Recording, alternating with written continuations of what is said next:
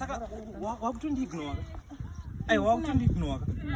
Remember kuti ukuonerwa nefoni yandakakutengera. Ndabva ko ndichikudedza. Ndakukudisturb.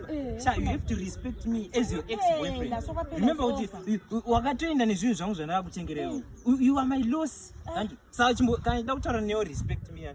Uruda kuenda zvokuendera kuti. Uri kana kuenda chindipa foni yangu yandakakutengera. Samari, remember kuti wangore way user wa iPhone user. Ndipe iPhone. Ndisebenzisa iPhone. Ndakushandisa ko. Wena ngabuya kanjani kini? Zokuya kusleepover waita zvine basa. Tasingadanane. Ndipe foni yangu. Ufuna sipi kani? Ndipe foni yangu. Shamari, ndipe foni yangu. Andisukuita zvimafanisi ndipe. Remember kuti iwo chijaketi chepu ndakachitenga.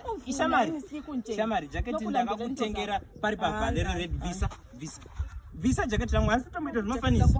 Notoonererwa iwo usera uchindipostira chishuga daddy chako. Zvine basa revisa sketi yangu ndakutengera. Visa sketi yangu.